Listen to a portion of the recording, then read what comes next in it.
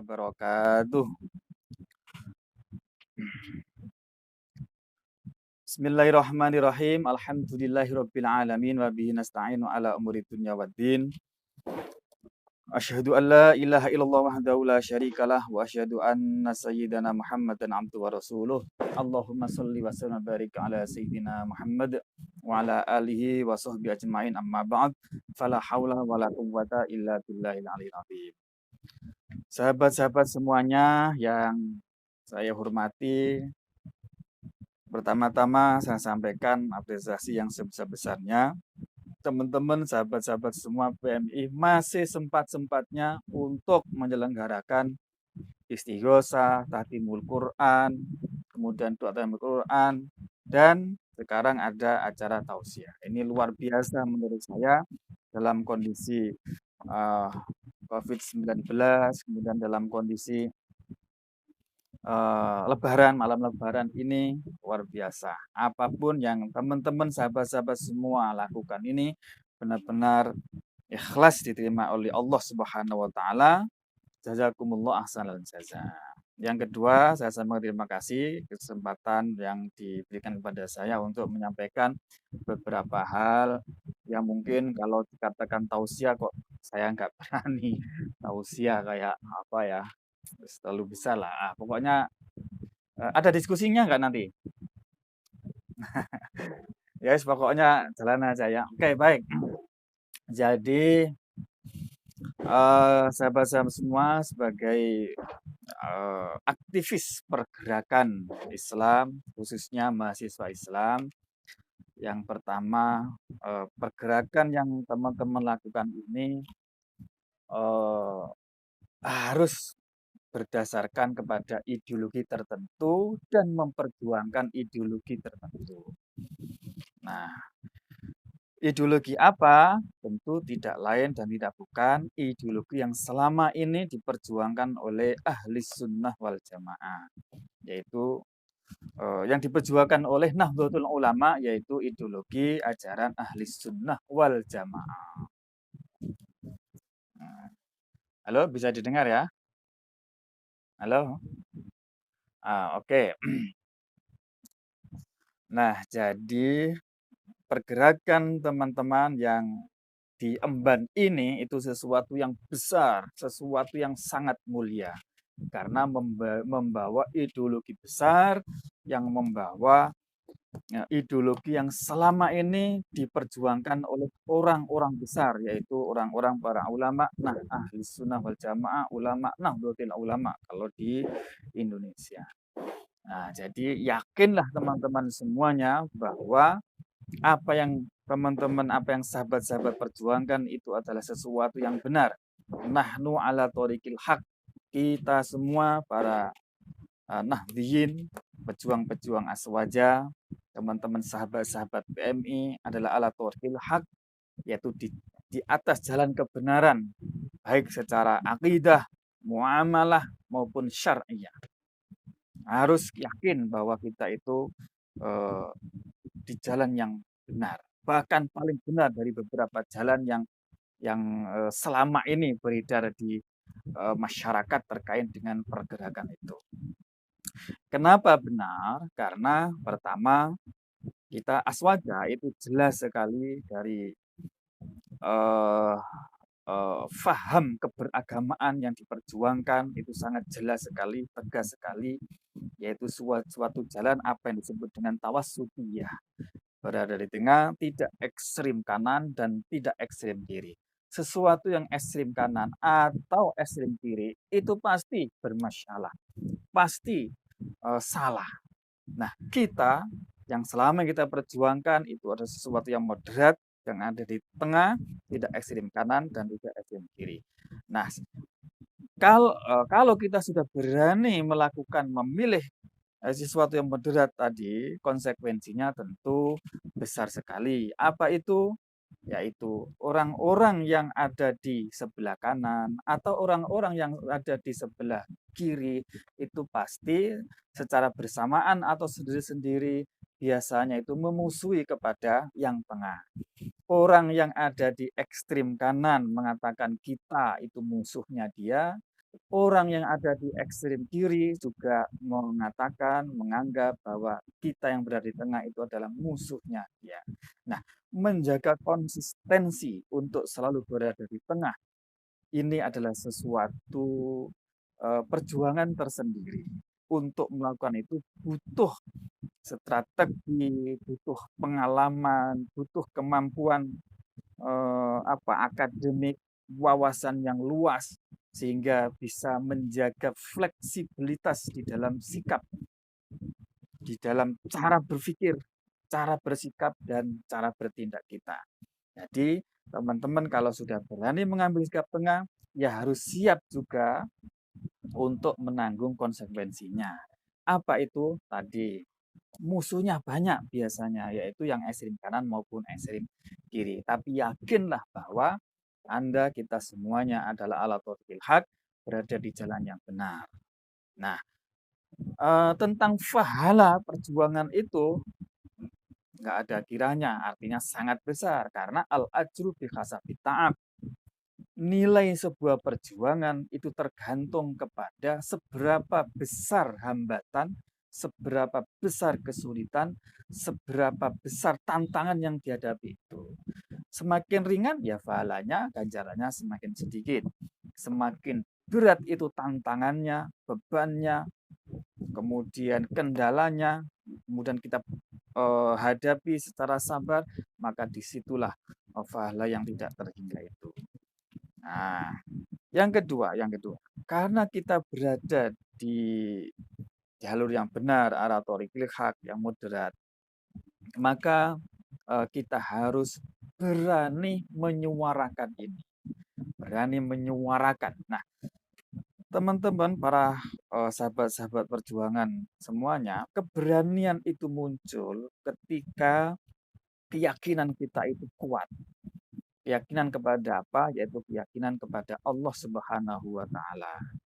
Intan surukum yang apabila kita menolong agama Allah, yaitu memperjuangkan thoriqil haq tadi itu, maka yakinlah bahwa Allah pasti akan menolong kita, Allah pasti akan memudahkan kita, sekalipun menghadapi banyak hal itu adalah wajar, tapi akhirnya itu akan kemenangan itu ada pada kita. Wal akibatu lil muttaqin. Jadi akibat baik itu akan terjadi pada orang-orang yang takwa, orang-orang yang sabar, orang-orang yang tangguh untuk memperjuangkan ideologi yang benar tadi itu.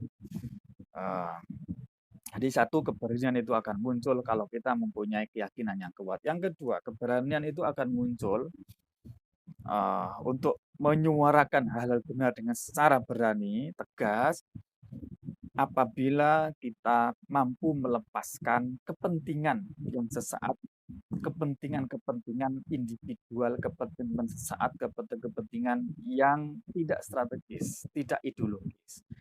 Jadi ingat bahwa yang kita perjuangkan sesuatu yang mulia, sesuatu yang besar, maka kepentingan yang remeh-temeh, kepentingan yang yang sifatnya hanya kesenangan-kesenangan duniawi yang pragmatis, itulah yang akan menyebabkan kita itu menjadi takut untuk bersikap.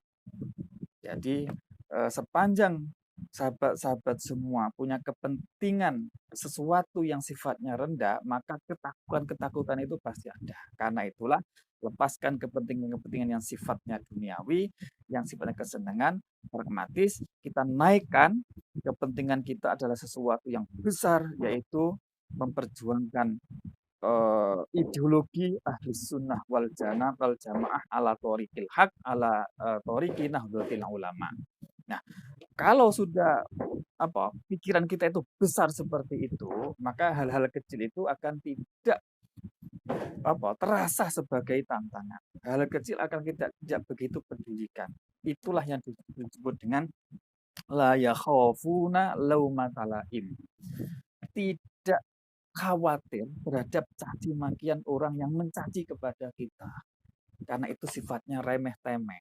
Nah, sedangkan yang kita perjuangkan adalah sesuatu yang besar, sesuatu yang hebat, sesuatu yang benar. Nah, kepentingan remeh-temeh itu tidak mempengaruhi kepada kita, termasuk caci makian, tantangan-tantangan itu hal-hal yang remeh. disebutkan la yakhafuna laumata laim, tidak khawatir terhadap caci makian, tantangan orang-orang yang mencaci kepada kita. Jadi satu keyakinan, yakin, itikad yang benar kita bahwa kita itu yakin.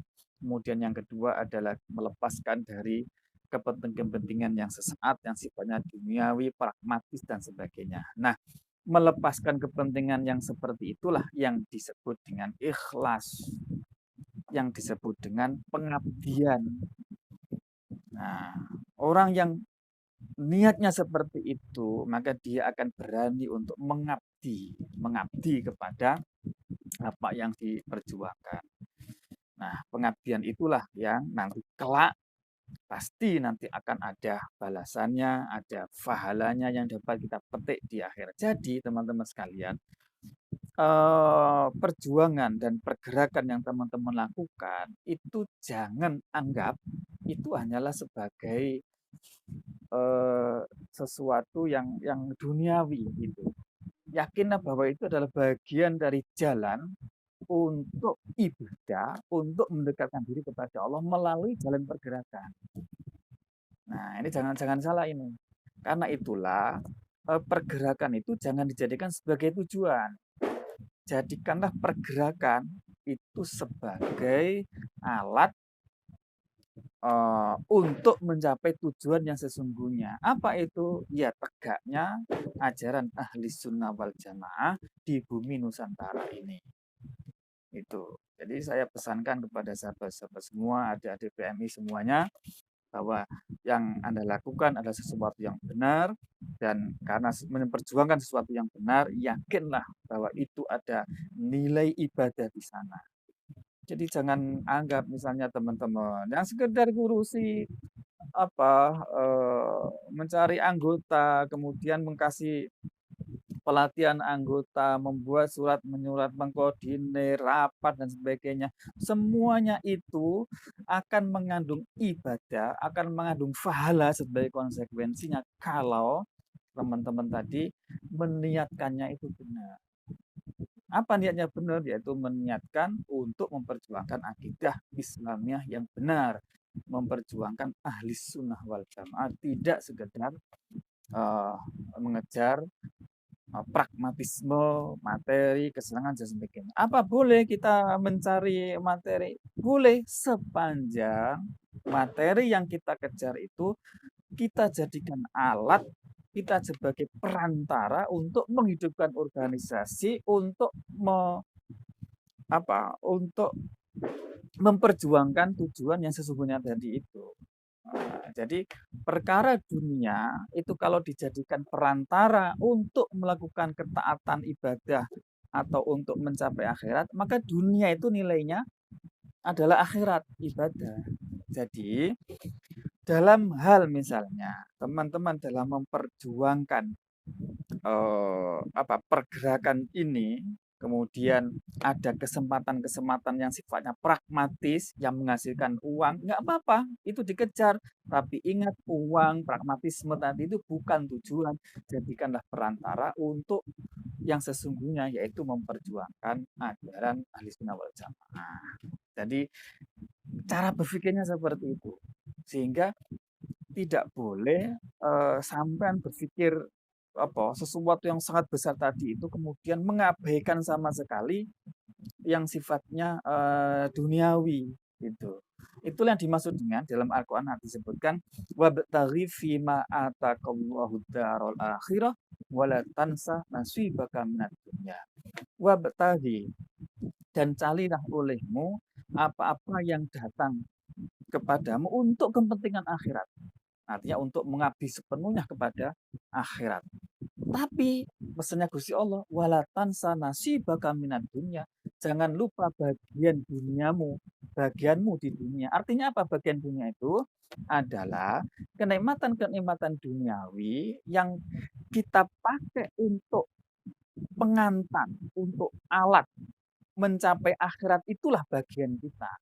Nah, kalau duniawi tadi itu kita tidak jadikan alat untuk mencapai akhirat, maka itu bukan bagian kita. Kenapa? Karena itu sifatnya kesenangan sesaat yang itu akan hilang nanti di akhirat. Di akhirat nggak ada sama sekali. Dan yang ada adalah kesenangan dunia atau kenikmatan dunia yang kita pakai untuk memperjuangkan akhirat. Itu nanti sampai di akhirat pun ada. Karena itu dunia itu bisa menjadi akhirat.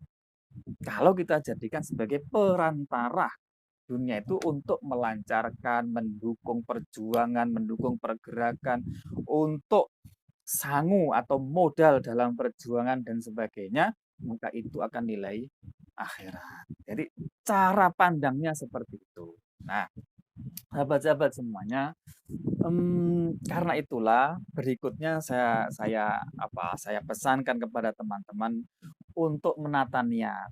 Karena cara berpikirnya seperti tadi, maka itu tidak akan jalan kalau niat kita itu salah. Kan itu saya mengajak untuk apapun yang teman-teman sahabat-sahabat lakukan dalam menjalankan pergerakan ini, organisasi ini, niatkan dengan niat dorongan yang baik.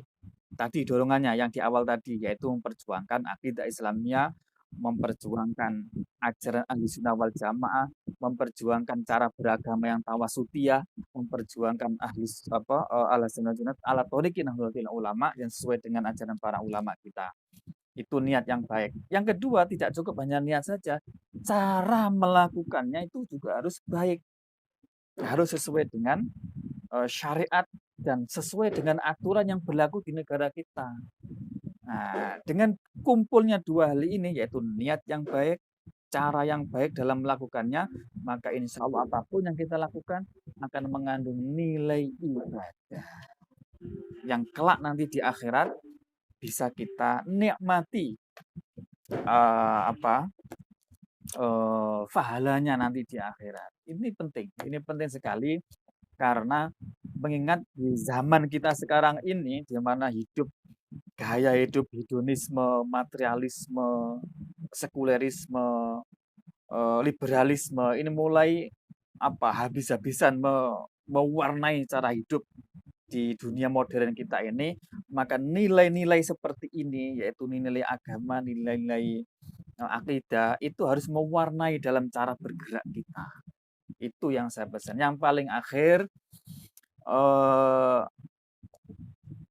kita harus pandai, harus berpikir strategis, pandai dan limpat di dalam mengatur strategi.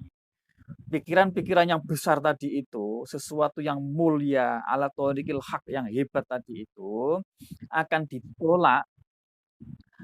ditolak mentah-mentah oleh kaum milenial kita kalau cara mengemasnya dalam perjuangan kita itu tidak sesuai dengan konteks zamannya. Disinilah halo, halo, disinilah tantangan. Disinilah tantangan terbesar kita, anak-anak muda seperti kalian semuanya yang memilih dunia pergerakan. Tantangannya adalah bagaimana mengemas sesuatu yang hebat tadi itu dalam konteks kehidupan milenial, dalam konteks kehidupan modern, dalam konteks dunia informasi dan teknologi yang canggih seperti ini yang sekarang ini. Kalau tidak melakukan itu, maka apa yang teman-teman perjuangkan itu saya kira susah untuk bisa diterima oleh anak-anak muda, anak-anak milenial kita. Jadi harus berpikir strategis, juga harus berpikir taktis, dan harus berpikir sampai benar-benar sampai ke teknik. Jadi disesuaikan dengan konteks kehidupan sekarang. Dengan demikian, insya Allah, apa yang sahabat-sahabat lakukan ini akan bisa mewarnai kehidupan anak-anak muda kita, anak-anak milenial kita untuk memilih jalan yang benar, memilih ala thoriqil haq yang saya sebutkan tadi itu. Tanpa itu kayaknya susah untuk dipilih, diakui, diikuti dan seterusnya. Sekian mungkin yang bisa saya sampaikan. Eee, Sekali lagi selamat berkarya, selamat berinovasi, selamat berkreasi untuk memperjuangkan sesuatu yang hebat, sesuatu yang besar, sesuatu yang tidak hanya sifatnya duniawi, tapi, sesuatu yang ada nilai ukhrawinya. Apapun semoga bermanfaat, berkah untuk kita semuanya, dan semoga Allah Subhanahu wa taala memberikan kekuatan kepada kita semuanya untuk memperjuangkan sesuatu yang hak ini. Sebab la haula, tidak ada daya untuk menghindar diri dari maksiat, wala quwata, dan tidak ada kekuatan untuk melakukan ketaatan apapun, illa billahi, kecuali hanya dengan pertolongan Allah Subhanahu wa taala. Sekian akhir kalam, wallahu muwaffiq ila aqwamit thoriq. Wassalamualaikum warahmatullahi wabarakatuh.